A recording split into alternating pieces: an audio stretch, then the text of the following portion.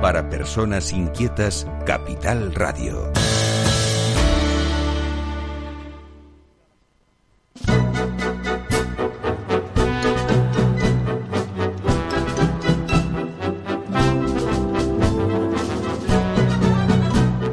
Esta música a ustedes no les eriza el vello.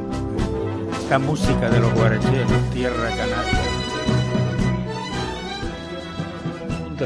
Bueno, pues también. Sí, como de Radio Nacional. A lo suyo los del bigote, ¿no? Sí. Coronel, ¿cómo estamos? Señor Castaño. Buenos días. Otra vez por aquí. Sí. Señor Castillo. Contento, ¿no? Muy contento. Se ha arrimado a la tertulia con gusto, claro.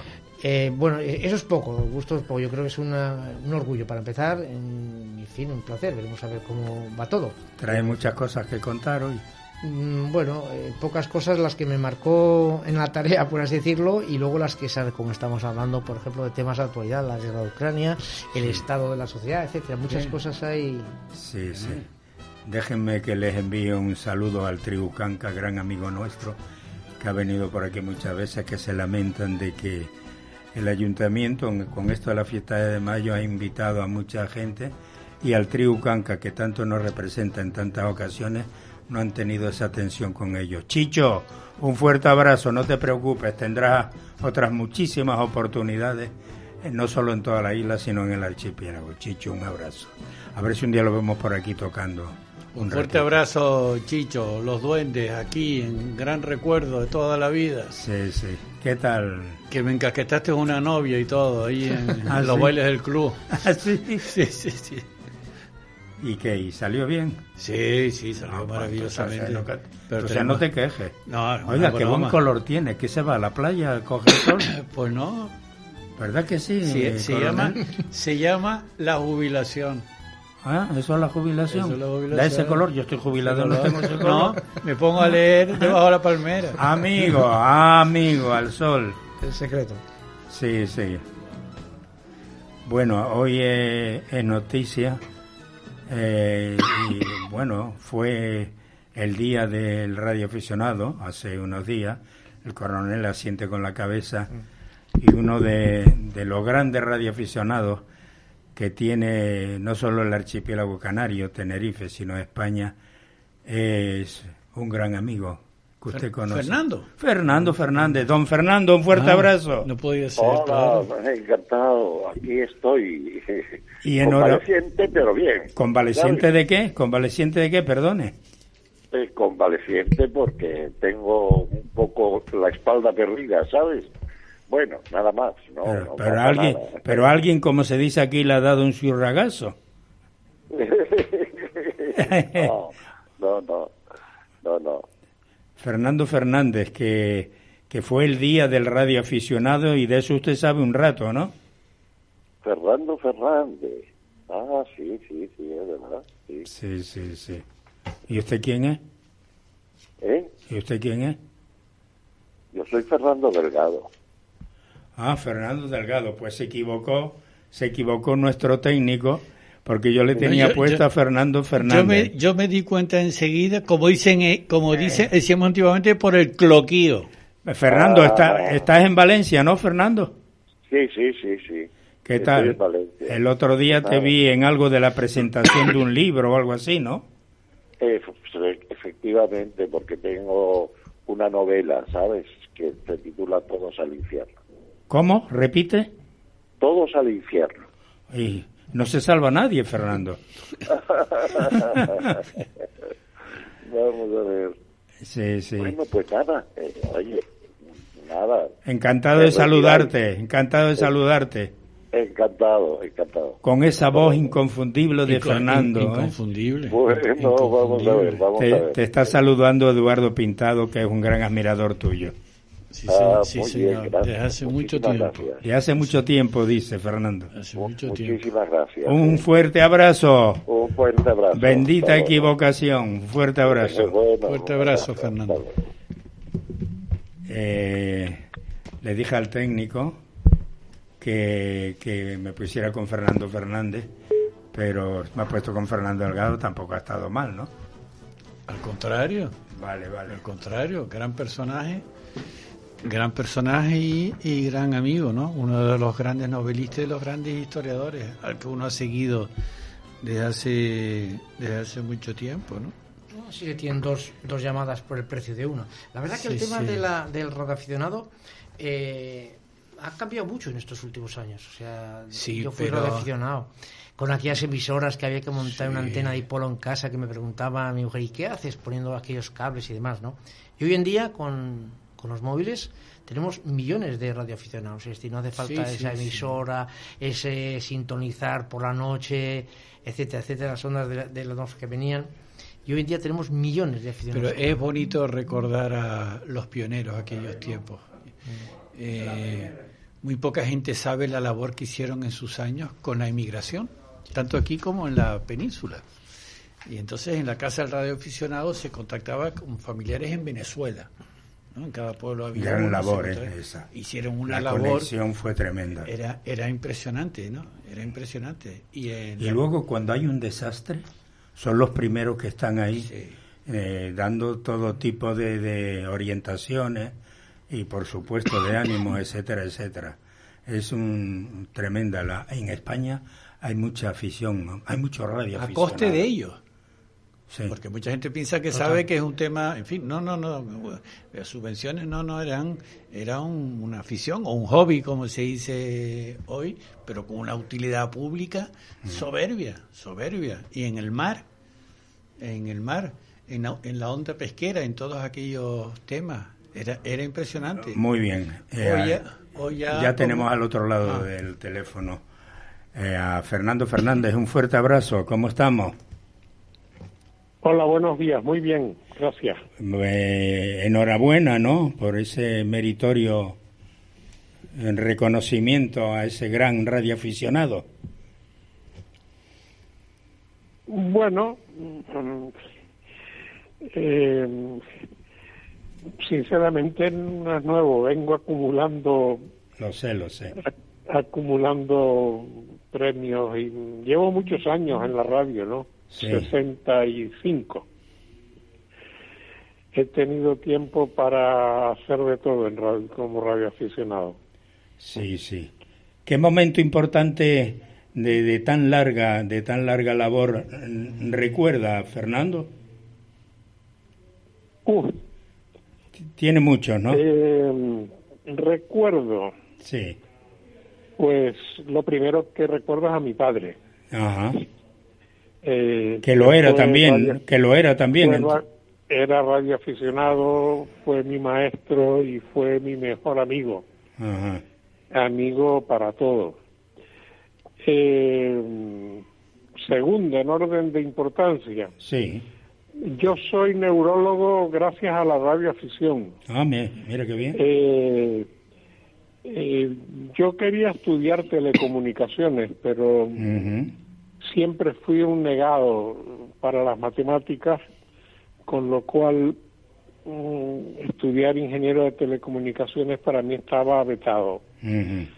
Pero cuando aprobé, en aquellos años se llamaba el preuniversitario, luego se llamó el COU y ahora no sé cómo se llama, estando aquí en la Universidad de La Laguna en los exámenes me entero o llega la noticia que en medicina habían suprimido el selectivo, las matemáticas en el curso selectivo. Con lo cual yo, que tengo muchos antecedentes familiares de médicos, dentistas, farmacéuticos, hasta 10 yo creo que he contado 12 o 13 en alguna ocasión. Llamé a mi madre, que siempre me había insistido, hijo, estudia medicina para que te puedas hacer dentista y te quedes con la consulta de tu abuelo y de tu padre. Y siempre dije que no, que yo estudiaba telecomunicaciones. Total que la llamé para decirle, mamá, me voy a estudiar medicina. ¿Pero qué ha pasado? Les conté lo de las matemáticas y así empecé a estudiar medicina. Y cuando aprobé el segundo curso en anatomía del sistema nervioso, se decía y yo creo que aún se dice que cuando apruebas la anatomía del nervioso eres medio médico. Está bien. Porque en general es una asignatura complicada. Yeah. Y a mí resultó todo lo contrario, que cuando empecé a estudiar anatomía del sistema nervioso, lo pensé como lo estoy contando ahora mismo. Es algo que tengo muy presente. Digo, si esto es como una emisora de radio, ¿no? Ah, mira la neurona es la emisora, tiene sus dendritas, que es como la antena, tiene sus axones, que son como el receptor, y eso me hizo que yo desde segundo de carrera pues ya tenía decidido que al final haría la especialidad de neurología, hasta el punto que estando en quinto o sexto sin haber terminado la carrera, yo ya aún estaba en Navarra prácticamente como médico asistente de neurología, ¿no? Ya. Le habla Eduardo Pintado. Buenos días, presidente. Un fuerte abrazo. Hola, Eduardo. Buenos días. Un fuerte abrazo. Según lo que he entendido, la joven afición tuya empezó ya en La Palma con 1956. Tenía 13 años. Ah, fíjate tú. Pero antes, a los 13 años tengo la primera foto que tengo, que me la mandó un hijo de un amigo fotógrafo de La Palma, dice, mire lo que he encontrado aquí en mi padre. Efectivamente, es una foto que yo tengo 13 años. En esa edad empecé a hablar por radio. Y me enfadaba mucho porque tenía voz de niña y me llamaban señorita o señora. Y yo decía, yo soy un niño que no. Entonces, eso hizo que yo desde joven mayormente practicara telegrafía, porque en código Morse no me oían la voz. Claro. Y yo aprendí el código Morse cuando aprendí a hablar. Es decir, mi padre estaba en su emisora y él hacía también mucho telegrafía, y yo me aprendí el código Morse como él me fue enseñando. Pues tendría 4 o 5 años, yo ya telegrafiaba y sigo haciéndolo casi cada día. Muy bien. Correcto. Le habla don Jesús Castillo, perdón. Buenos días, señor Fernández. Yo quería preguntarle un poco, que a razón de lo que hemos estado hablando antes, sobre el futuro del radioaficionado, ¿no? ¿Cómo ve el futuro de la radio? ¿Por la antena o por internet? Pues decía a finales de los años 90, yo veo el futuro no solo muy bien, sino que cada vez hay más radioaficionados en todo el mundo, ¿no? Pese al incremento de las redes sociales, WhatsApp, etcétera, etcétera. Hay muchos más radioaficionados ahora que cuando yo empecé. Cuando yo empecé en España había 1.600, me parece que consulté una vez que escribí un artículo para una revista de radioaficionados. Sí. Y ahora hay más de 30.000 licencias. Y en el mundo, pues en los años 50 y tantos, 60, eran 2 millones, y ahora hay más de 3 millones y medio, 4. Y es verdad que ahora hay radioaficionados, por ejemplo, en China y en Indonesia y algún otro país. Entonces, en los años 60 estaban prohibidas la radioafición en la China, ¿no? Y en España también había limitaciones, ¿no, Fernando? Teóricamente no. Pero en la práctica había que ser franquista para que te dieran un indicativo. Sí. Teóricamente no, pero yo tan pronto como tuve la edad para ser radioaficionado me examiné, que era, si no recuerdo mal, a los 16 años, y yo ya estaba estudiando en la península, y pasaba el tiempo y no me llegaba la licencia, y yo seguía operando con el título que tenía licencia como segundo operador de la estación, segundo operador oficial de la emisora de mi padre.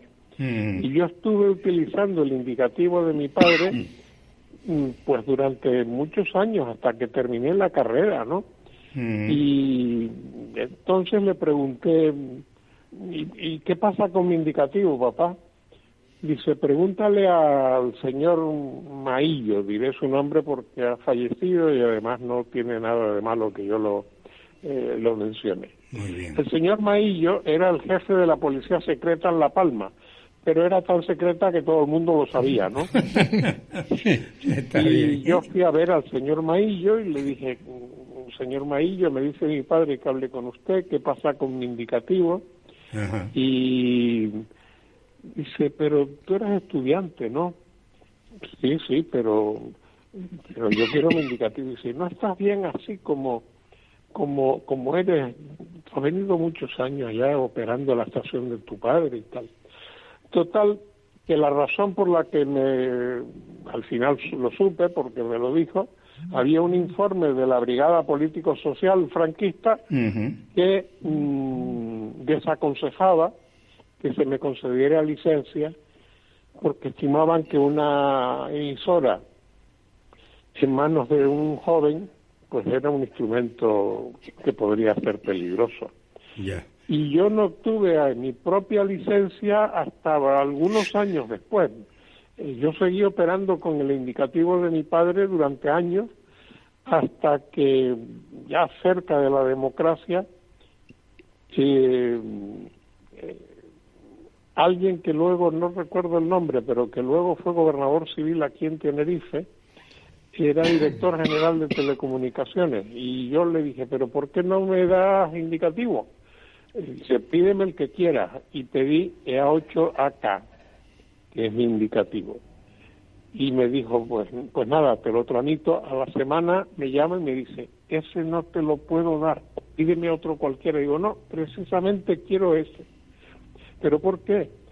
Digo, pues ya tú ves, cosas, caprichos que tiene uno. Dice, es que aquí, cuando te lo iba a dar, hay una nota muy antigua que dice, está en el indicativo de A8AK, licencia en posesión del Estado. ¿Y qué ocurrió? Que la A8AK era mi tío Dionisio, que era radioaficionado desde el año 32. Y cuando estalló la guerra le incautaron la licencia y un catalán que estaba en La Palma operaba con la estación A8AK para poner en comunicación a La Palma con la Capitanía General de Canarias. Era un catalán, Alfonso Jurado, que se casó con una dagañeta tazacortera y que durante años fue el receptor de la importación de plátanos palmeros en Barcelona. Bien, De manera que mi historia del indicativo y de radioafición tiene sus intríngulis, ¿no? Eduardo Pintado. Presidente, yo no renuncio a hacerte una pregunta que entiendo que puede ser de interés o la opinión tuya sobre un tema muy particular que está ocurriendo en Canarias referente a todo lo relacionado con Marruecos, sobre todo por tus años en Bruselas, ¿no? Aparte de tus años en Madrid y en la presidencia del gobierno, ¿no? Entonces, todo lo que hemos vivido en las últimas 4 o 5 semanas, desde el famoso affair de la carta hasta el segundo affair que fue el viaje a Rabat y las consecuencias que está teniendo, ¿no? Y claro, muy pocas personas tan indicadas y tan cualificadas como tú, ¿no? Que has ocupado puestos de tanta responsabilidad, no solamente como presidente, sino para mí lo importante son las experiencias que tuviste en Bruselas, ¿no? Y qué pueden pensar allí de todo este tema. Dos preguntas, perdón, Eduardo. ¿Qué cosas están sucediendo y cuál es la pregunta? La pregunta en concreto es ¿qué consecuencias puede tener para Canarias la renuncia del presidente del gobierno al estatus establecido previamente por Naciones Unidas y la tradición diplomática española en los últimos 40 años? ¿Nos ha ocurrido algo en los últimos 40 años? No ha ocurrido nada. Pues no va a ocurrir nada. Ah, bien. Yo creo que no. No va a ocurrir nada, porque efectivamente en Bruselas me ocupé mucho de ese tema. Por eso. Estuve en Tinduf, estuve en el Layún, creé con Manolo Medina y alguien más un grupo que llamamos Grupo de Trabajo de Amistad, Paz para el Sáhara era el grupo de trabajo. Lo que pasa es que luego un diputado francés que era general de la OTAN, cuyo nombre no recuerdo, creó el Grupo de Amistad Hispano Euro-Magrebí, y yo entre el Paz para el Sáhara y el Grupo de Amistad Euro-Magrebí visitaba las dos partes de las zonas en conflicto, ¿no? No va a ocurrir nada. Las aguas, de hecho, están delimitadas. No hace falta que haya firmar ningún acuerdo específico para que delimitar las aguas de uno y otro país vecino. No me refiero solo a Canarias y Marruecos o el Sáhara, sino en general. En el caso concreto nuestro, según el derecho internacional del mar, desde la aprobación de se llama la Declaración de Montego Bay en Jamaica, en casos como el nuestro, el límite está establecido por el punto intermedio, es decir, por la mediana entre el punto más oriental de Lanzarote o Fuerteventura, no sé exactamente cuál es el que está más cercano, los dos están entre 80 y 100 kilómetros, uno en Fuerteventura y otro en Lanzarote, y la parte más occidental del Sáhara. Muy bien. De manera que en ese punto intermedio está establecida la mediana de acuerdo con el derecho internacional.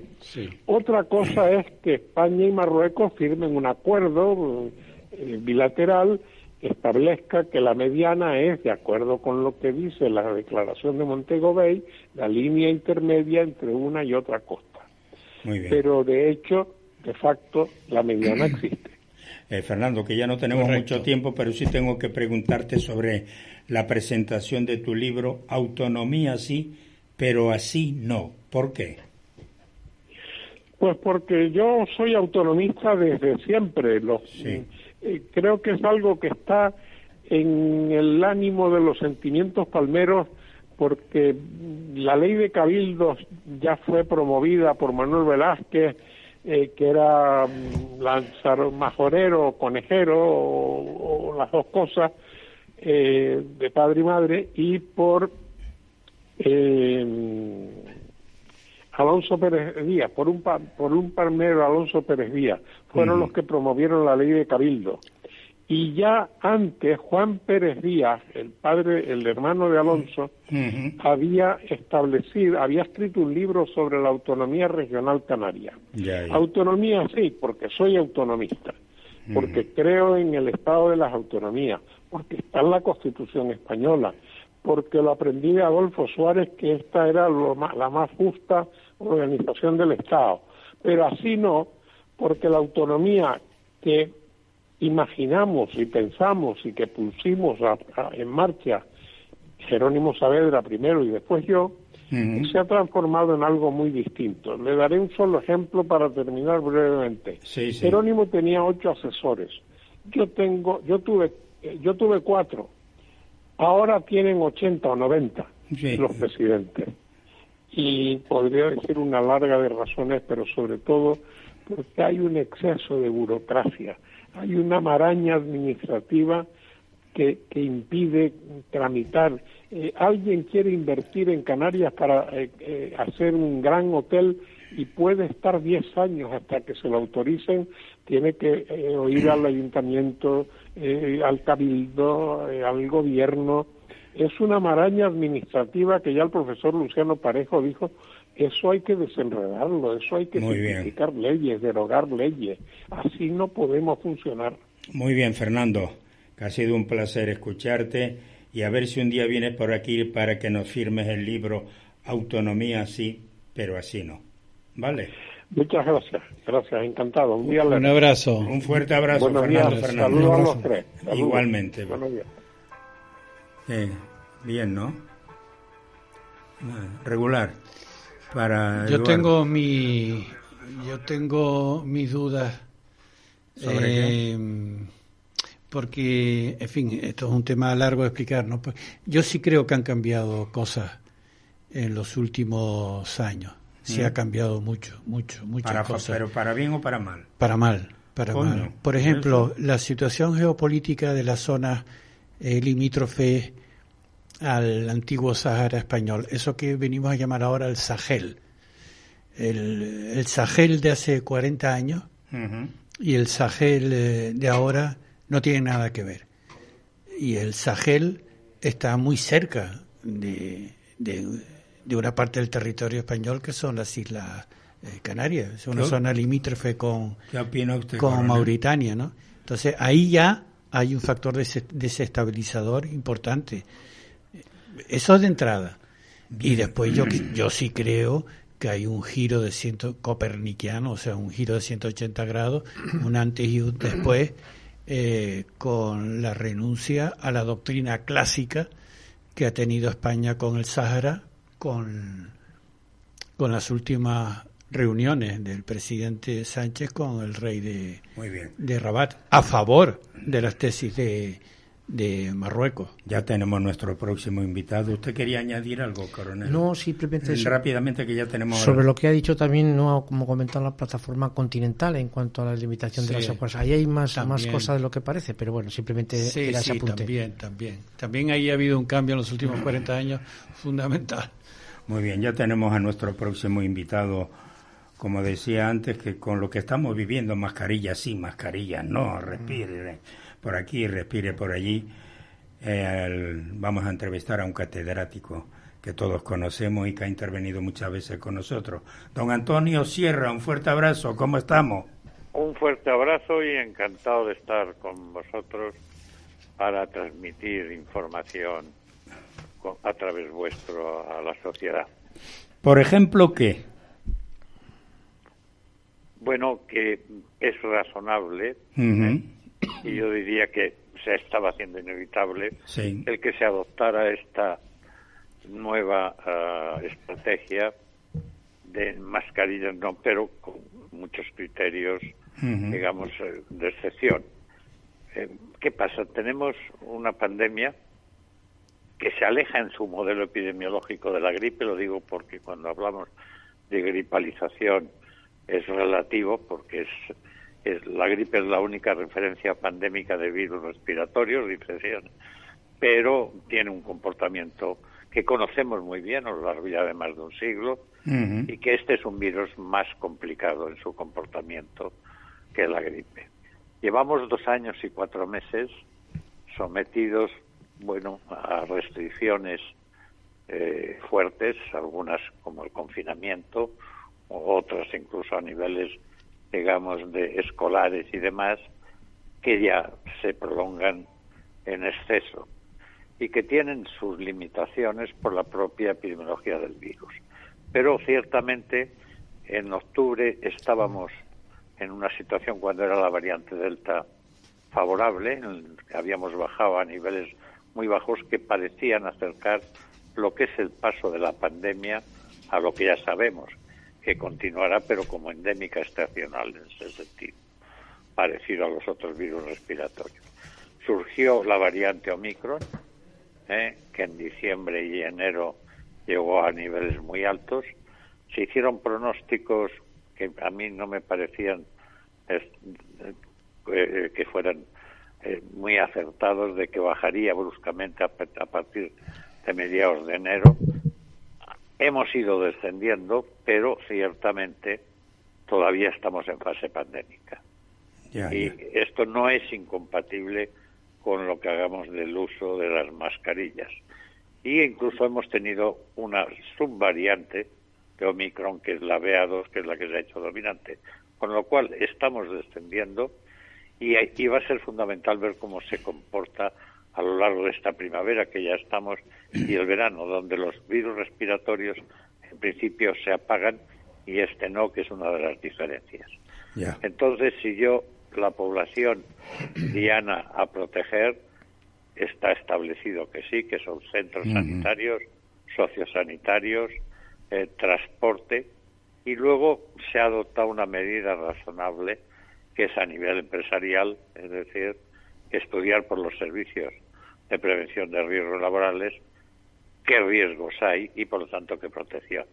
Y por lo tanto en muchas de los establecimientos de cualquier tipo comercial, restauración, etcétera, se podrá utilizar e imponer la mascarilla siempre.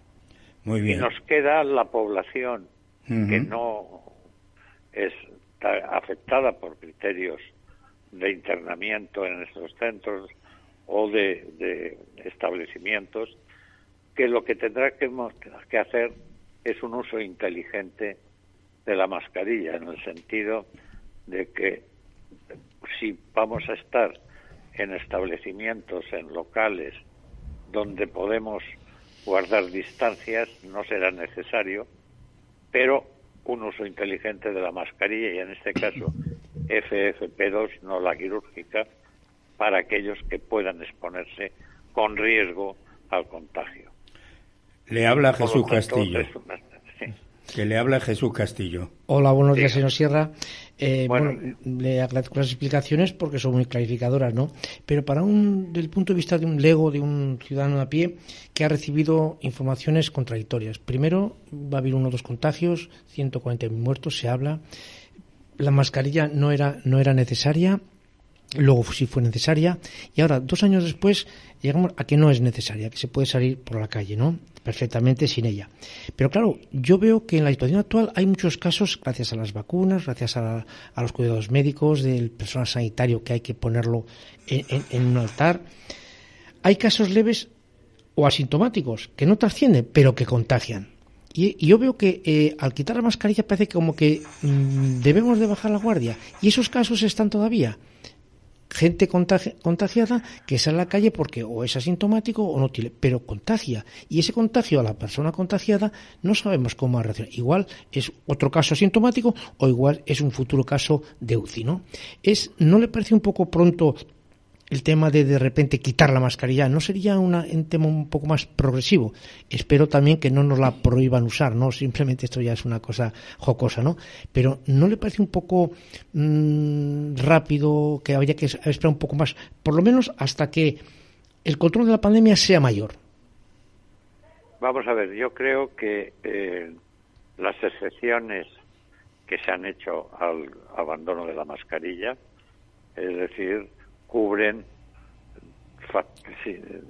conjuntos de alto riesgo y por lo tanto de gravedad y demás. Tenemos este virus que efectivamente tiene 2 características que son importantes. Una, su poder de transmisión, que supera al de cualquier otro agente infeccioso que hemos conocido en la humanidad, y 2, que tiene efectivamente muchas formas asintomáticas y leves que evidentemente transmiten la enfermedad. Pero lo cierto es que con esos criterios de mascarilla sí, a nivel sanitario, sociosanitario, transporte, a nivel, y esto es un sector muy amplio, de personal a nivel de las empresas, cuando la prevención, y con algo que es fundamental, la lucha contra este virus y sus mutaciones, sigue estando en consolidar la vacunación. España es un país que se ha vacunado a alto nivel, es decir, pero todavía nos quedan, pues un 12, un 13, un 14% de no vacunados, y en este momento lo decisivo va a ser qué va a pasar con la vacunación. En el sentido de, hay que revacunar cuando a los 9 meses, al año de la última dosis, y sobre todo, y creo que será necesario, introducir en la vacuna las variantes Omicron, porque es las que se han hecho dominantes.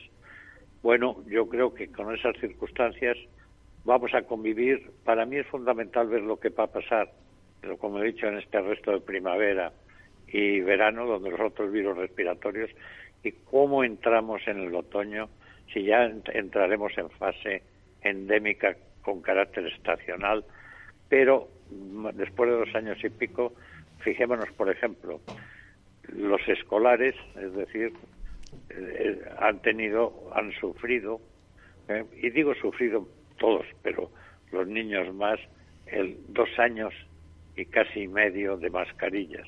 Es decir, tenemos que convivir con este virus. Vamos a ver qué diferencias tenemos en cuanto a la convivencia de la gripe, pero los pronósticos es que sea mayor el impacto de él, y tranquilizarnos en cuanto al impacto que tenga a través de la vacunación, que, como digo, se necesita un replanteamiento, y están los centros científicos, luego los organismos reguladores. Fíjese que esta decisión de quitar las mascarillas, que comprendo que hay a personas, después de lo que se ha vivido y lo que todavía se vive, pues, de impacto, pero somos de los pocos países que quedaban en la Unión Europea por eliminar las mascarillas. Y además hay que resaltar países como Francia, Reino Unido, Alemania, países, algunos de los nórdicos, con niveles de indicadores superiores a los nuestros. Por lo tanto, es volver a una normalidad, no con restricciones, porque yo prefiero interpretar el uso de la mascarilla no como una restricción, sino como una preocupación y una prevención. Pero el sector de la sociedad, a nivel socioeconómico y a nivel de salud mental, ha sufrido con mucho, y tenemos que ver a ver cómo vamos a evolucionar. Yo dije después de Semana Santa, porque no era bueno iniciar la retirada de estas mascarillas en un momento de enormes, digamos, desplazamientos, contactos y demás. Comprendo, y habrá que seguir observándolo. Es probable, evidentemente, que tengamos un inicio de contagios, pero fíjense si han leído el Real Decreto de ayer, es decir, que en la introducción se dan los datos de cómo, a pesar de que todavía seguimos teniendo un número de casos altos que desciende, lo que ha descendido notablemente es la letalidad, en los ingresos en UCI y, por lo tanto, la mortalidad. Hay que apostar porque la sociedad estaba teniendo un impacto, y luego tenemos cada uno la capacidad. Yo utilizo la mascarilla cuando subo en ascensores. Yo utilizo la mascarilla si voy a entrar en un local donde no puedo guardar la distancia adecuada, y por lo tanto tendremos que luchar, pero enfrentarnos con el virus sin provocar ese impacto tan fuerte, que no es solo a nivel socioeconómico, sino a nivel incluso de salud mental. Antonio, soy yo, Eduardo Pintado. Hola, Eduardo. Un fuerte abrazo. Yo creo que en todo este tipo de problemas tenemos que mantener un cierto equilibrio, ¿no? Entiendo, ¿no? Y sobre todo a nivel personal, todo lo que sea seguir manteniendo ciertas precauciones o educación, yo lo llamaría también educación, ¿no?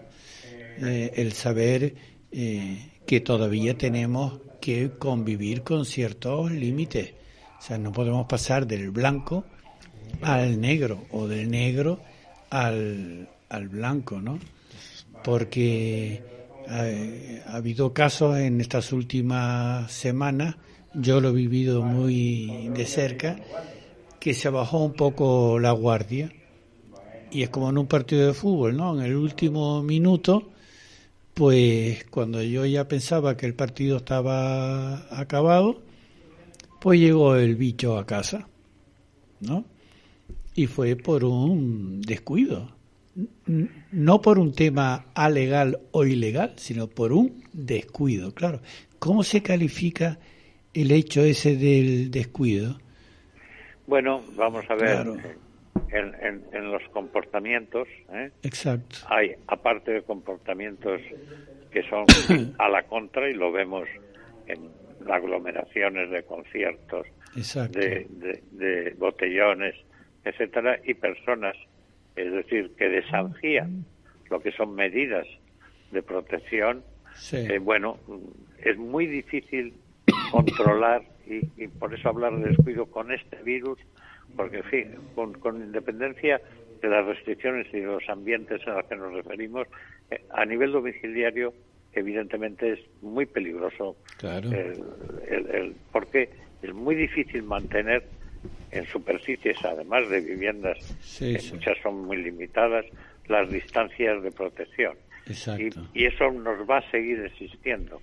Sí. Pero yo creo que tenemos que centrarnos en las restricciones que siguen permaneciendo y sobre todo en la responsabilidad, en la inteligencia de las personas, y me refiero sobre todo a las personas que por edad, o aunque sean más jóvenes por circunstancias, tienen un alto riesgo de que van a tener que seguir utilizando inteligentemente, pero utilizando la mascarilla. Yo veo a personas con distancias grandes en exteriores que todavía siguen utilizando, y eso no, pero no quiere decir que el que se quite la obligación de la mascarilla, no, pero habrá que hacerlo a través de la responsabilidad y del concepto de protección.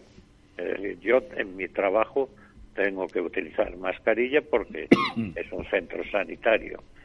Y podemos utilizar incluso, yo quería decir, las mascarillas quirúrgicas porque llevamos todos. Pero fuera de mi trabajo, en circunstancias, y me refería, por ejemplo, el uso de ascensores, ayer tuve que ir a un centro hospitalario con unos ascensores, creo que hay que seguir utilizando en circunstancias de riesgo a aquellas personas que por edad o por enfermedad son vulnerables. Pero mira, Antonio, los mensajes que nos están llegando de Shanghái y de Guangzhou y en fin, de ese país tan inmenso, y con la inmediatez con la que corren las noticias, son un poco, ¿cómo te diría yo? En fin, son un poco preocupantes, ¿no? Bueno, vamos a ver, a mí me alegro porque lo de China, que es un país de 1.300 y pico millones, es decir, multiplica cualquiera de nuestros países, que es donde se detectó inicialmente, en Wuhan, el coronavirus de la COVID. Yo no he entendido bien epidemiológicamente por qué ha habido temporadas, es decir, de días sin ningún caso.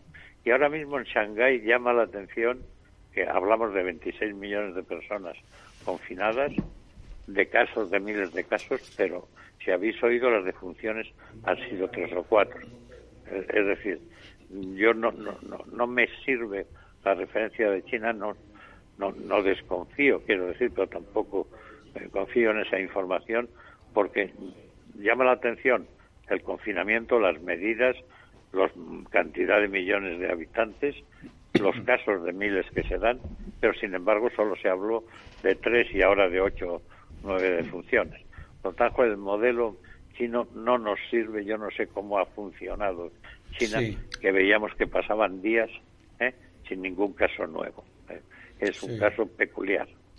Pero lo que sí tenemos que tener referencia es que países, desarrollados, no voy a decir ni mejores ni peores que sanitariamente, o que nosotros como Francia y Alemania, lo han eliminado, que no es eliminar, es limitar el uso obligado, pero recomendar. Entramos en el terreno y vamos a convivir toda la vida con este virus, y eso es inevitable, y las mutaciones que pueda tener. Tendremos que asumir la sociedad, es decir, la responsabilidad de establecer medidas de precaución y no alegremente quitarse la mascarilla, sobre todo las personas de riesgo. Y llama la atención la variedad de mascarillas que hay. Ahora han surgido una transparente en la parte de la boca para cuando hablas con quien sea, pues que vea mover los labios.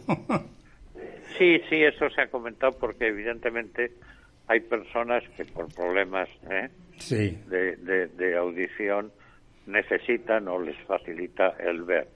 Pero en este momento aquellos en los lugares de trabajo tendrán que utilizar FFP2, es decir, y los que no estamos aceptados fuera de nuestro trabajo por ninguna medida restrictiva, sin embargo, imponerlo a nosotros.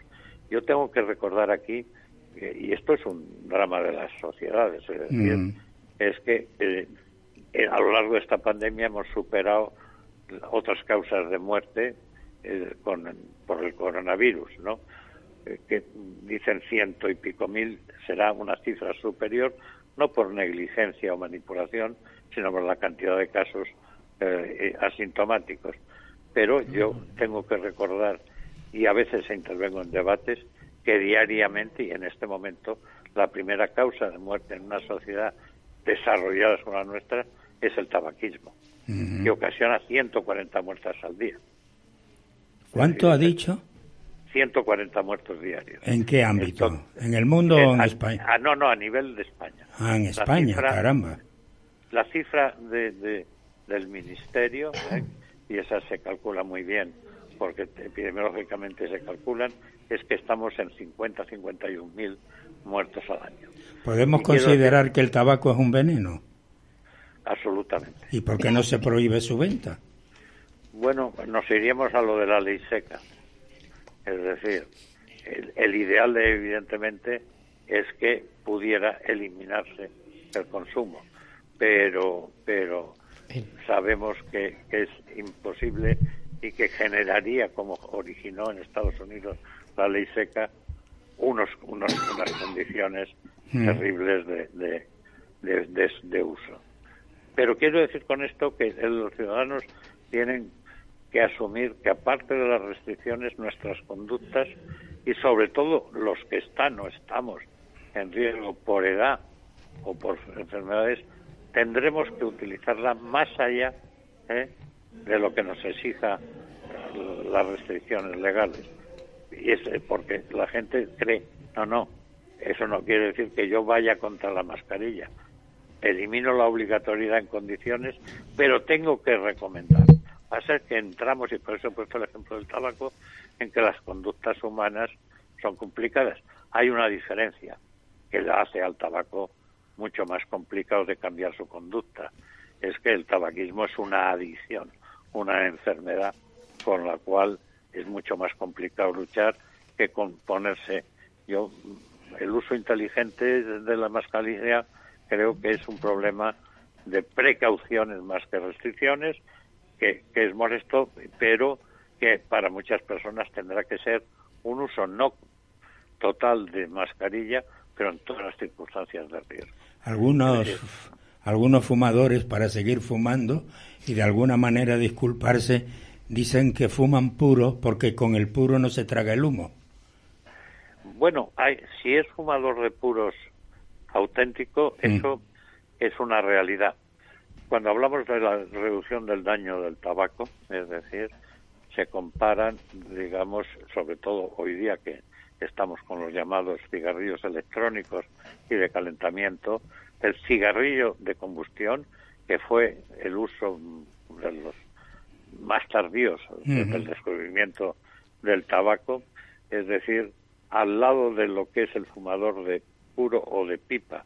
Pero ojo, yo siempre digo, si del cigarrillo pasas al humo, al puro, tú vas a tragar el humo, pero con la utilización de puro o cigarrillo, siendo, digamos, usuario solo y no previamente de cigarrillo, el impacto del daño tabáquico que hace la pipa o el puro es muchísimo menor que el del cigarrillo de combustión.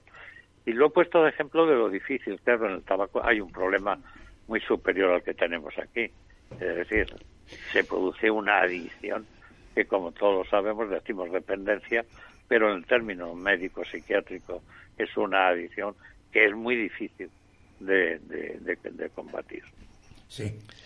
Muchas gracias, señor Sierra. Era un poco la orientación de la pregunta que le he hecho, ¿no? O sea, más que prohibir o permitir, creo que la solución sería orientar hacia una conducta responsable. Es decir, que vaya más allá de lo que legalmente se permite. Se permite no llevar mascarillas, pero yo, mediante una conducta responsable, como ha dicho usted, en ascensor, en sitio de aglomeración, pues me la pongo. Yo creo que sería más esa orientación, más que ese radicalismo de prohibir o permitir. Muchas gracias. Sí, pues me alegro porque yo lo que digo que aparte pero las restricciones no nos van a dar todo lecho.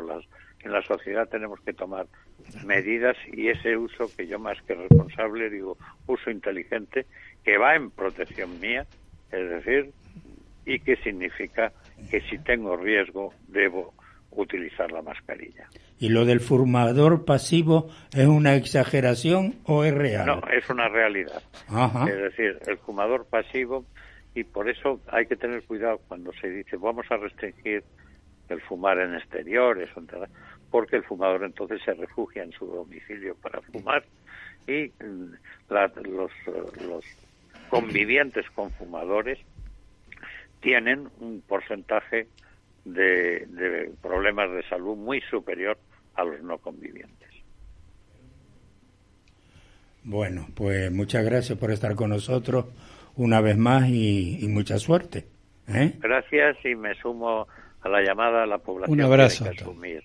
Sí. Un abrazo. Vale, igualmente, hasta una próxima. Yo en temas de salud pública, aunque sea políticamente incorrecto, soy más dado a inducir al mandato imperativo que al consejo en nuestro querido país. De una forma muy educada, de una forma muy democrática, como se quiera llamar, pero más al mandato imperativo. Yo creo que se debería de ampliar una serie de cosas muy puntuales y decirlas claramente lo que hay. Por ejemplo, lo que acaba de decir el coronel, decir, en un ascensor, con mayores de 60 años, póngase usted la mascarilla, por ejemplo. O sea, hay temas muy concretos que yo incidiría más de forma imperativa en llevar la mascarilla. Muy bien. Me veo yo mismo, lo mismo, coronel. Veo yo mismo con más garantía. Lo ideal es que no hiciera falta tanta ley, es decir, si la formación de cada persona fuera así, pero nos convertimos un poco también en la policía de balcón. Es decir, ha habido peleas, a un chico le saltan un ojo en un auto, una guagua en Zaragoza, etcétera. Es decir, que nos convertimos un poco en póngase la mascarilla, póngase, etcétera. No hay que llegar a esos extremos. Yo creo que debería orientarse es fácil hablar y es incluso gratis, pero yo creo que tanta prohibición lleva a radicalizar a esa policía de balcón, que póngase bien la mascarilla, no me la pongo, no sé si hasta qué punto, no, sobre todo en un tema de salud que nos afecta a todos, empezando por uno mismo.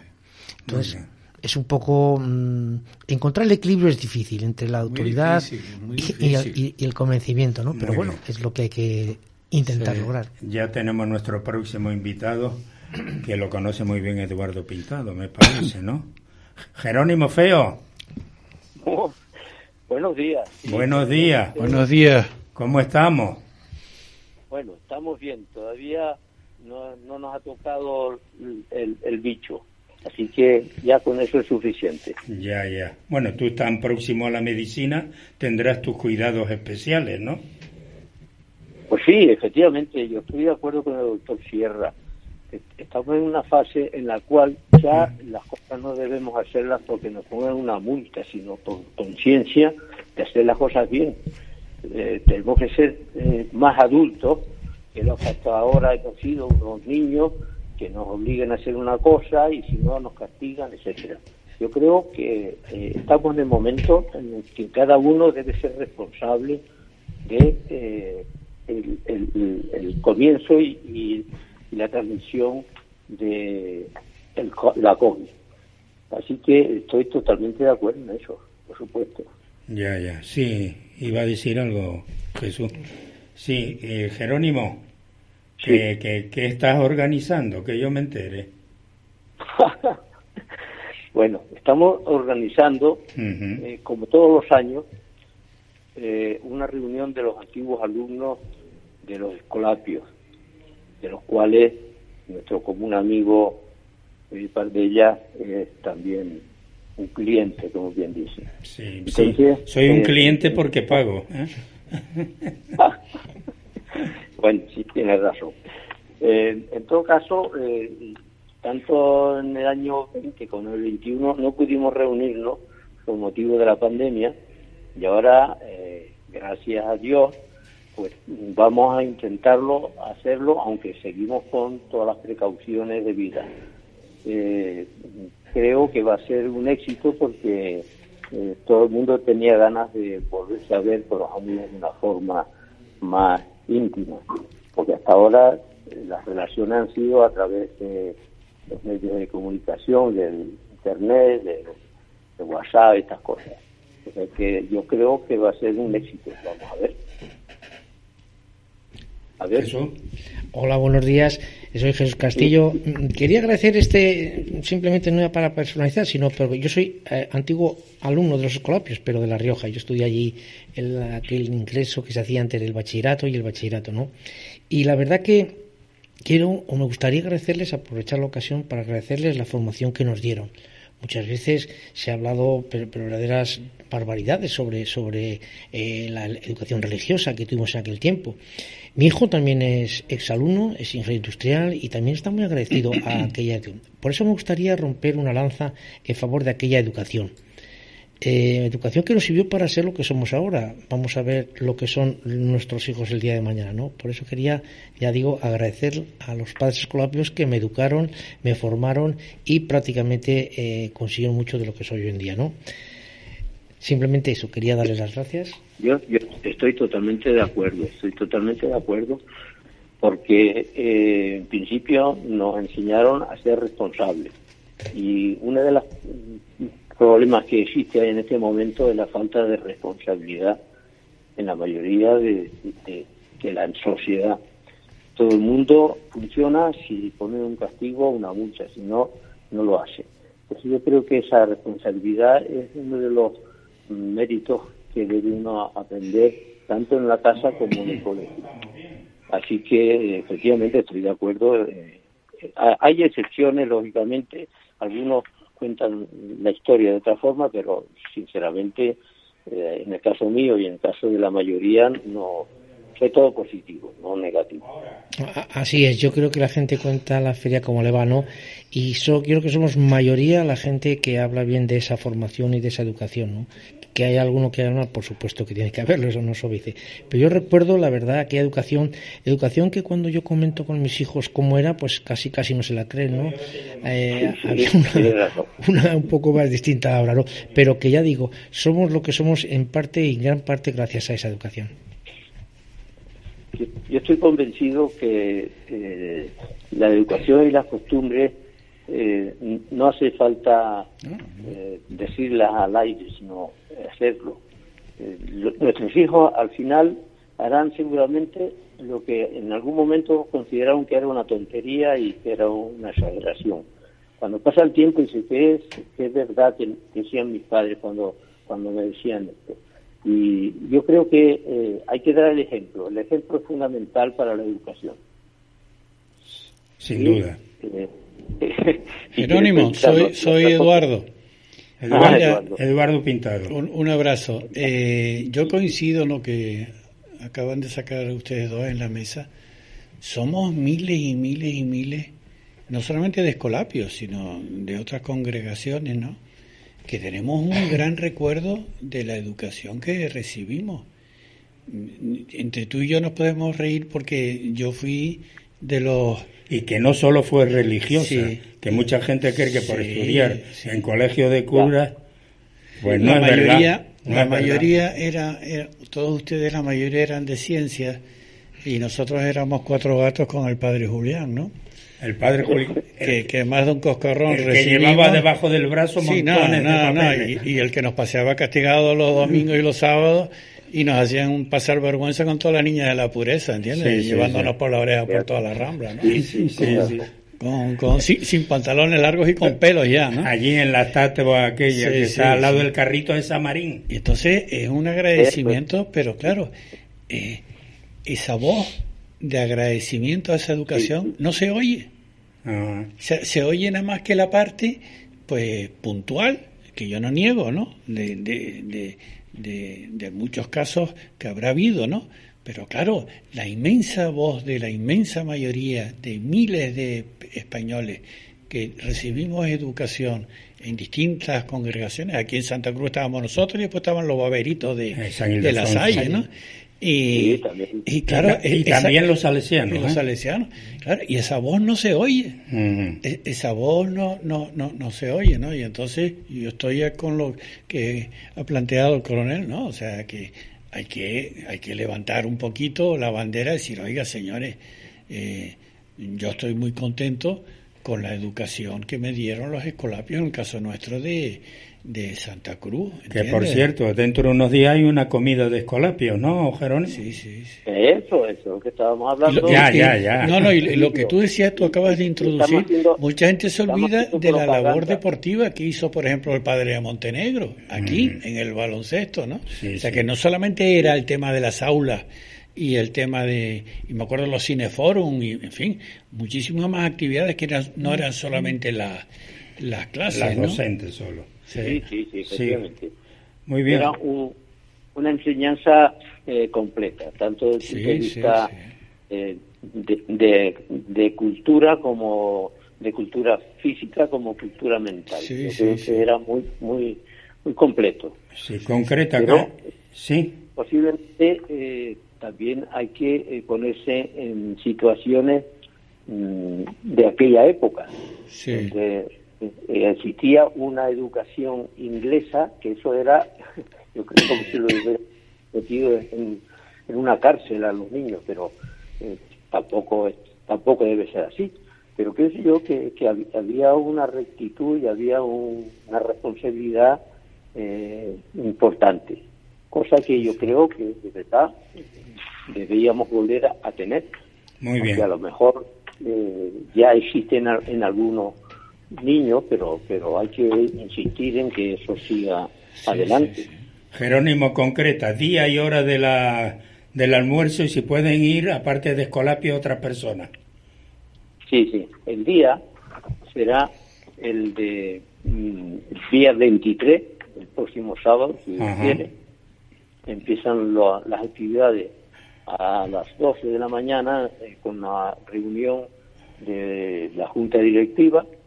Dentro de que ustedes saben o no lo saben, está nuestro común amigo Pardella. No ha dicho nada. Lo conozco.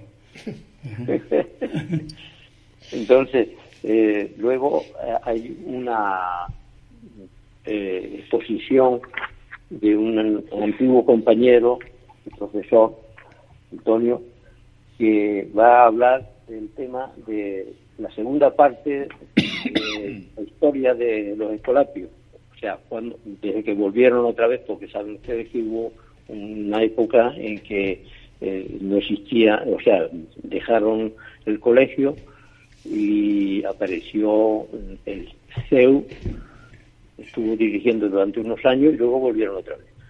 Y por fin, pues, una comida de confraternidad, como se llama ahora. El que quiere pescado, pide pescado; el que quiere carne, pues carne. O sea, a gusto de cualquiera. Va a ser en el casino, ¿no? En el casino. Y en el casino de Tenerife, sí, señor. Pues allí se han portado muy bien y nos admiten y nos reciben con los brazos abiertos, lo cual agradecemos desde esta radio también. Pues muy bien, Jerónimo. Ahí estaremos con todos los amigos y compañeros escolapios, disfrutando de la conferencia y del almuerzo, y de la compañía, lógicamente. Un fuerte abrazo, Jerónimo Feo. Bueno, pues muchísimas gracias a ustedes, porque es conveniente dar estas noticias para que algunos compañeros que no se hayan enterado puedan asistir también. Déjame aclararle a los oyentes que lo de Feo es apellido. ¿Perdón? Que lo de... sí. Yo hasta ahora he tenido una buena acogida, porque con el tapabocas que llamamos, no me veían a mí la parte fea, que son los dientes, pero ahora voy a hacer otra vez feo. Bueno, no solo de apellido, sino de cara. Un fuerte abrazo, hasta el sábado. Bueno, ahí nos veremos y degustaremos un magnífico menú. Un abrazo muy fuerte. Eduardo, gracias. Te veo muy serio. ¿Qué pasa, hombre? No. Primero felicitar a todas estas compañeros, ¿no?, que hacen una labor importante. Lo que pasa es que no se valora en exceso por esta sociedad, ¿no? Pero todos los que tratan de congregar, todos los que tratan de ayudar, todos los que tratan de aunar y todos los que tratan de sacar asociaciones como esta, pues son gente con un mérito extraordinario, ¿no? Y eso muchas veces no se valora, porque es trabajo, es sacrificio, es entrega, es llamar, es teléfono, es compromiso, son gastos, etcétera, ¿no? Y entonces todos estos compañeros que hacen estos trabajos pues tienen un mérito extraordinario, ¿no? Sí, Jesús. Totalmente de acuerdo, siempre tiene que haber gente que aporte un poco más para que salga. Y además luego, el problema es que no se les agradece, pero es igual. No se les valora. Yo creo que la entrega a uno de su tiempo en eso pues es plenamente satisfactorio, ¿no? Y se hace pues muchas veces por altruismo, ¿no? Y ver, el premio está en ver esa reunión, esas alegrías que sabes que sin ti no se habrían hecho. Bueno, yo creo que ahí está un poco el compensar. Son costumbres también de los países. Este tipo de asociacionismo es mucho más dado en países anglosajones, ¿no? Las asociaciones de ex, ¿no?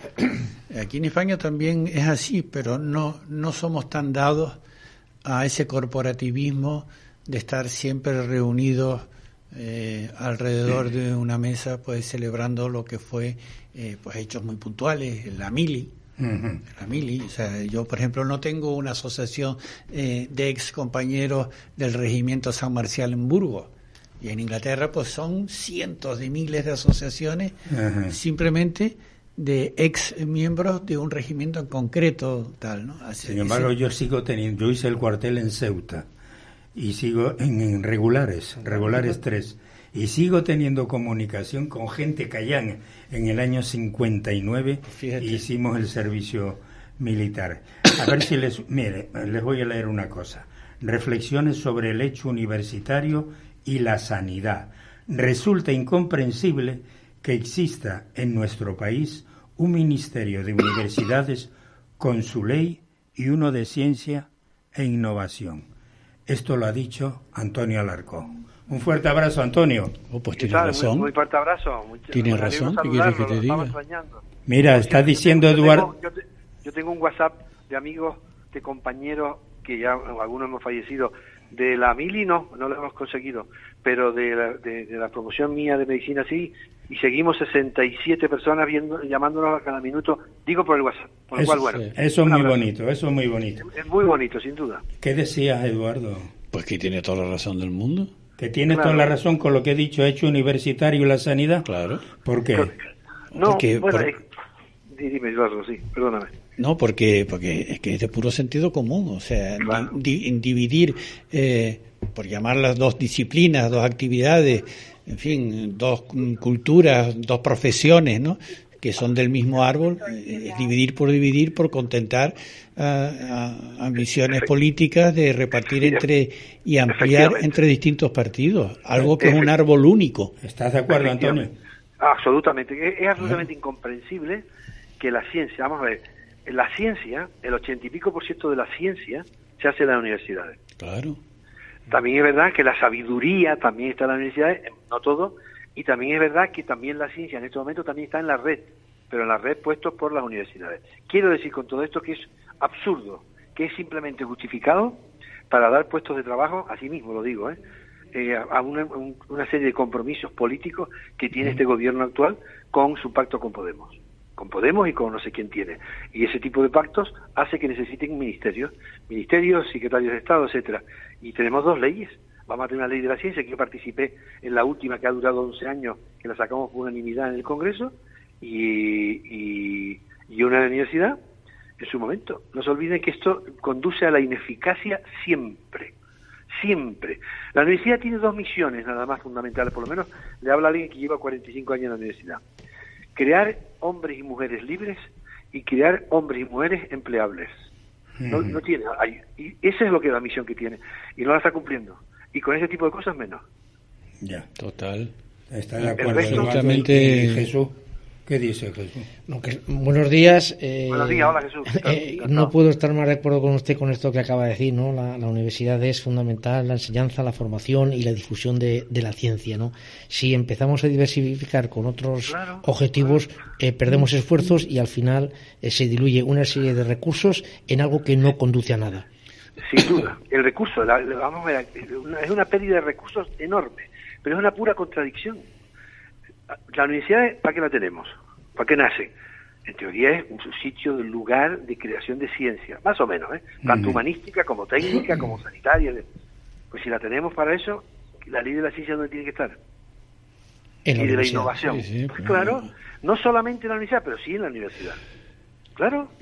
Y eso es lo que está pasando, y eso es lo que está ocurriendo con el gobierno más grande de la democracia española, con el doble casi que el último más grande, el más grande del mundo, cuando digo en proporción, el más grande de Europa, el más ineficaz para mí. Es una opinión no ideológica, sino de eficacia que se suele medir, porque como se miden las cosas son por los resultados finales. Y los resultados finales son catastróficos. Catastróficos.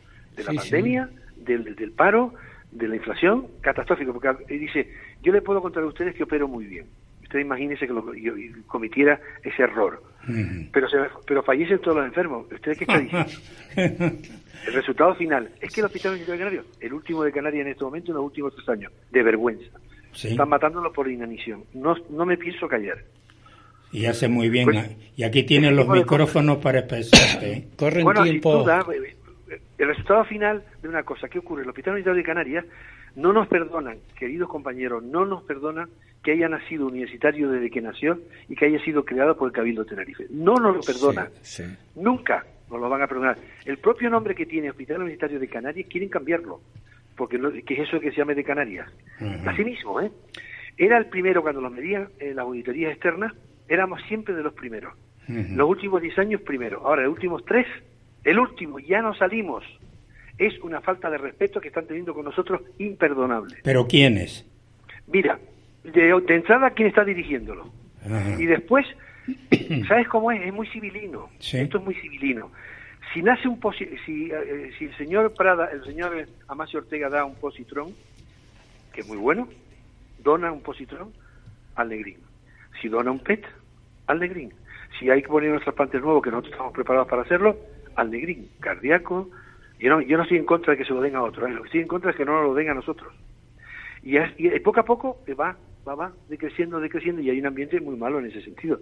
Y yo tengo un respeto, para mí, el Hospital de Canarias es como si fuera mi casa, de pertenencia, no que sea el dueño, porque muchos años, entre mis hermanos y yo, vivimos más allí que en nuestras casas.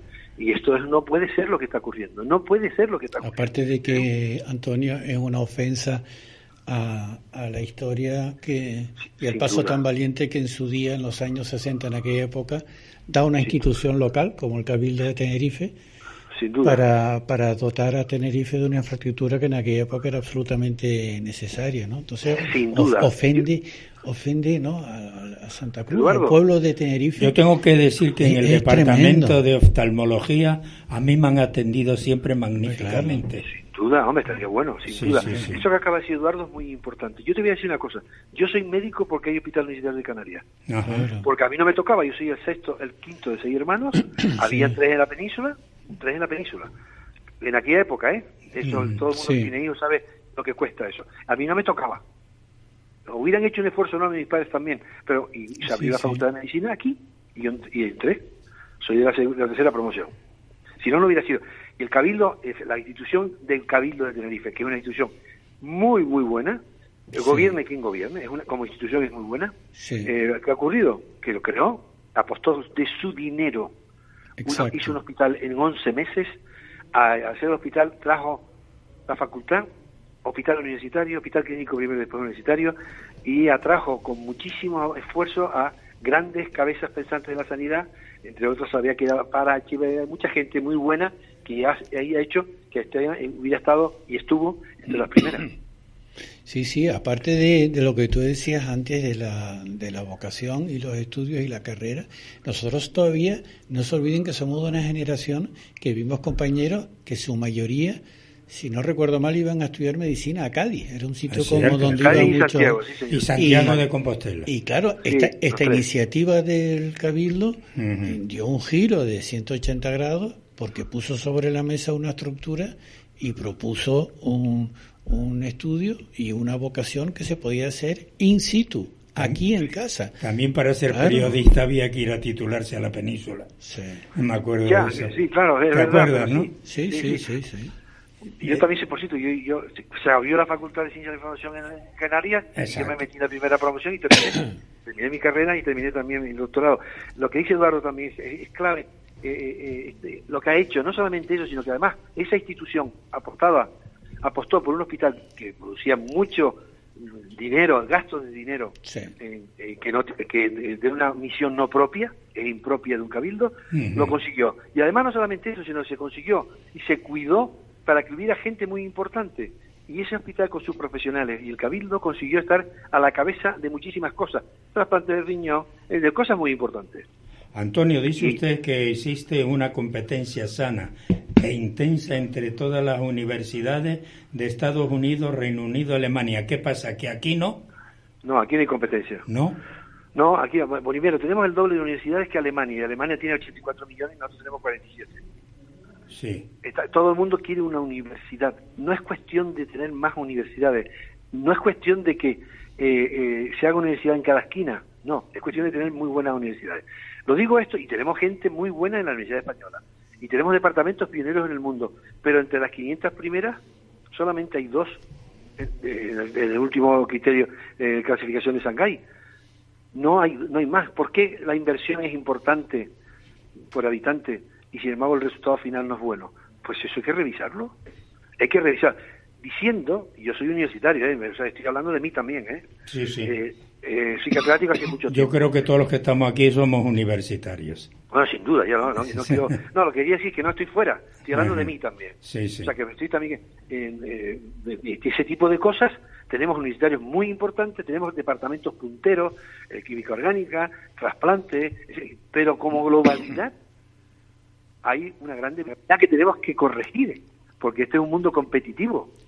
Antonio, la competición es clara. ¿Y por qué dice usted que resulta incomprensible que exista en nuestro país un ministerio de universidades con su ley y uno de ciencia e innovación? ¿Qué quiere decir? Quiere decir que tendría que estar juntas. Tendría que ser ley de ciencia, innovación y universidades. Una, no 2. Ya. Y donde implique, ahí habría más que universidades, porque la ciencia también la hacen iniciativas privadas, investigadores privados, etcétera, sin duda. Y no hablemos que la ciencia no es solamente medicina, arquitectura, también es periodismo, también es filosofía, que quieren quitarla, también es sociología. Exacto. Las ciencias sociales tienen un valor enorme y no tiene mucho crédito. Y geografía e historia, ¿no? Exacto, sí, sobre todo la geografía e historia que la han parado hace 2 Qué terrible, qué terrible. No van para atrás, en un siglo para atrás no hay. Pues no hay nada. Salvé, llegué a tiempo. Sí, claro, y nosotros, qué terrible. nosotros, yo que soy alumno de La Salle, 14 años, como todos mis hermanos, allí estudiábamos, pues lo que teníamos que estudiar, en principio bachilleratos importantes. Yo no digo que la gente joven de hoy no sea buena, porque yo tengo 3 hijos, y son sin duda competitivos y bien formados. Pero Antonio, ¿en qué cabeza cabe? Es que yo no lo acabo de entender, aunque en fin, los que hayan hecho esto son de ideología contraria a la mía, ¿no? Pero ¿cómo se puede ser tan extremista que a todos los que hemos estudiado humanidades, lo que en la época mía se llamaba, y tuya, ¿no? Letras, ¿no? Todos los de letras, nos hayan cercenado como si no hubiésemos existido. O sea, pero vamos, ¿cómo va a ser esto? ¿Cómo puede ser que un país no tenga una raíz fundamental en historia, literatura, geografía, humanidades, filosofía? Es que yo no lo acabo de entender. ¿En qué cabeza cabe eso? Bueno, ¿sabes lo que pasa? Por eso digo que hay una discordancia. Si no somos capaces de colaborar en crear hombres y mujeres libres y empleables, no estamos dando resultados a la sociedad que nos paga. Que la sociedad es autónoma por ley, es libertad de cátedra por constitución, pero tiene que darle respuesta a las necesidades que por adelantado que tiene la sociedad. Sí. Y hoy por hoy el mercado necesita muchísimos filósofos, muchísimos. Claro que sí. Se creía que la filosofía era de cura, yo me acuerdo que esto es de cura. Sí. Y uno cuando lee y ha estudiado filosofía sabe que está dando respuesta a todo lo que está ocurriendo hoy. Claro, y en tu profesión, la ética es un pilar fundamental de la medicina, chicos. Bueno, sin duda. Bueno, y así, pues eso es lo que está ocurriendo. Y eso, yo que soy portavoz de ciencia, y otro día interpelé a la ministra y estoy esperando otra vez que venga, Porque claro, es que esto no tiene ni pies ni cabeza, de verdad. Y como no tiene pies ni cabeza, colaborando en positivo, seguiré diciéndolo, ¿no? Seguiré diciéndolo. E igual que no tiene ni pies ni cabeza cosas que están ocurriendo en la sanidad y con el hospital universitario, seguiré trabajando fuertemente sin hacerle daño nunca a la institución, pero siempre contando lo que está ocurriendo. No puede ser. No se puede jugar con la ciencia, no se le puede faltar el respeto a la ciencia ni a los científicos, cuando las soluciones de la humanidad, también un artículo que escribí hace poco, la da la evidencia científica, no lo da otra cosa. Los grandes problemas de la humanidad siempre han tenido soluciones científicas o de enfoque científico. Pandemia, lo que quieran hablar, hablen lo que hablen, digan lo que digan. Es así.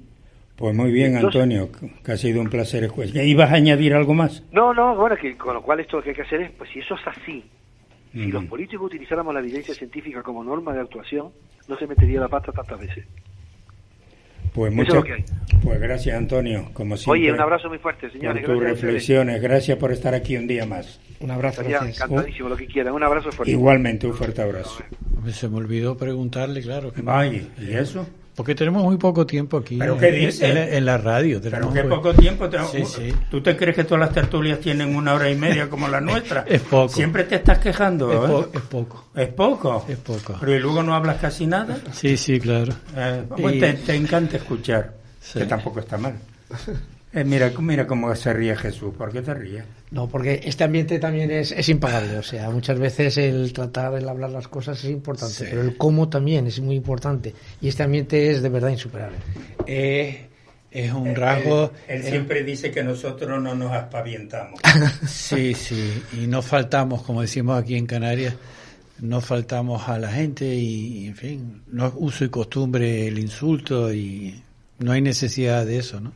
Entonces la característica es pasarlo bien. Sí. Entonces por eso siempre le decía, pues si me olvidó preguntarle a Antonio, en su doble faceta como senador, por el tema de lo que hablamos antes, ¿no? De que se está hablando en el Senado de lo que está ocurriendo en Marruecos, ¿no?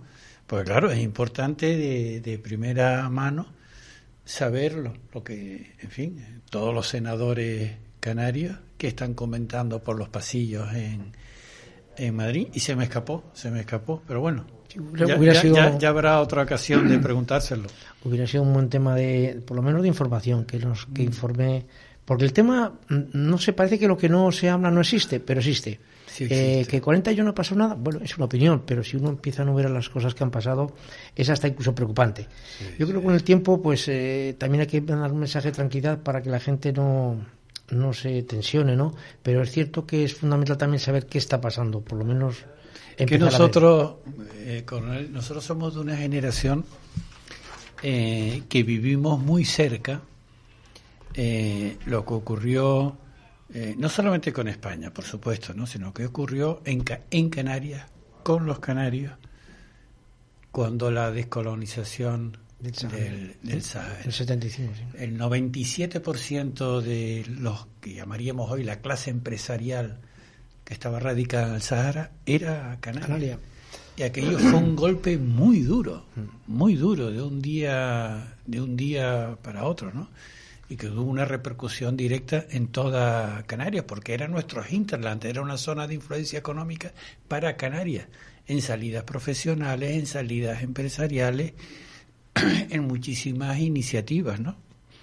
Y claro, pues claro que han pasado muchas cosas en estos últimos 40 años, han pasado muchas cosas. Y, por ejemplo, temas muy puntuales, ¿no? La salida de Argelia en este tema. Había un statu quo que ha mantenido España durante 40 años, para entendernos un ten con ten, donde teníamos Marruecos, Argelia, el Sáhara, Naciones Unidas, teníamos ahí un statu quo que, bueno, ahí estaba, ¿no? Pero ha habido un salto cualitativo en los últimos 15 días que yo no sé, ahí sí que soy sincero, no sé, y por eso trato siempre de preguntar qué se está diciendo y qué se está hablando y qué se está pensando en Madrid, de qué es lo que puede pasar de ahora en adelante, ¿no? Llevamos ya unos cuantos síntomas, ¿no? De que prospecciones petrolíferas, mineralógicas, todo eso está ahí y parece que no es nada, pero es síntoma de algo importante que está pasando en la zona de mar. Sin duda. Sí. Ahí hay mucho petróleo, dicen, entre otras cosas. Fosfatos, por supuesto. Bueno, los fosfatos perdió mucho en el momento que lo hicieron sintéticos. Ya la riqueza mineral no fue tan sí, fue las 3 P's que llaman: la pesca, los fosfatos y el petróleo. Esas de las 3 P's que decía que estaba la riqueza del Sáhara, ¿no?, en aquel tiempo. Bien, nos tenemos que marchar. ¿Cómo lo han pasado, Eduardo? Maravillosamente. ¿Cómo lo ha pasado, Jesús? Pues estupendo. Bien, y espero que también lo hayan pasado bien nuestros oyentes. Recordar que se repite este programa a las 2 de la madrugada. Quien tenga interés e insomnio, pues que lo puede escuchar. Y yo quiero enviar un nuevo llamamiento a los escolapios, que todos los que puedan ir, incluso con familia, al almuerzo que tendremos en el casino el próximo sábado. Usted es escolapio, ¿no? Sí, señor. 3 años. 3 años. Lo que era en aquella época el bachillerato de letras, 5º, 6º y preu. Sí, y había bachillerato elemental y bachillerato superior. Cuarto y reválida. Y con 2 reválidas. Con 2 reválidas. De cuarto y sexto. Sí. Pero reválida. Y había mucha gente, por ejemplo, los que estudiaban náutica, que con cuarto y reválida les servía para acceder al ingreso. Sí. Bueno, ¿qué? ¿Lo pasaron bien? Pues, estupendo. Estuvo bien Antonio Alarcó también, reivindicativo y estupendo, ¿no? Y además personaje, aparte de amigo, que habla claro. O sea, la forma de vocalizar y de expresarse es muy claro, ¿no? Lo cual se agradece. Antonio, aparte que se expresa muy bien. Y luego es una autoridad en su especialidad. Hay que reconocerlo. Y luego ha tenido el detalle de hacerse doctor en periodismo. No, pues me encantó el recordatorio que hizo, que mucha gente se olvida. Que era una tarjeta de presentación de lo que ha sido y debe ser el Cabildo de Tenerife. O sea, la razón de ser del Cabildo, desde tiempos inmemoriales, era tratar siempre de buscarle una solución propia a un hecho propio de la isla y no escudarse. Eso es responsabilidad de la administración, y como no lo hace, no lo hago yo. No, el Cabildo tomaba la iniciativa y dice: los años 50 y 60 eran años difíciles, aquí hay una laguna importantísima, aquí hay un problema enorme. Bien, y entonces el Cabildo tomó la decisión. Aparte de ustedes dos y a nuestro técnico de sonido Miguel Ángel González Padilla, agradecer la participación hoy de Fernando Fernández, que nos habló muy bien de la radioafición, de Antonio Sierra sobre las mascarillas, Jerónimo Feo de los escolapios, que tenemos un almuerzo, como digo, el próximo sábado en el casino. Y un abrazo que le dimos a Fernando Delgado. Sin lugar a dudas, en una conexión inesperada. Exactamente. Señoras, señores, muchas gracias. Hasta las 2 de la madrugada los que quieran volvernos a escuchar o los que quieran oírnos por primera vez, y hasta el próximo jueves. Muchas gracias, hasta el jueves.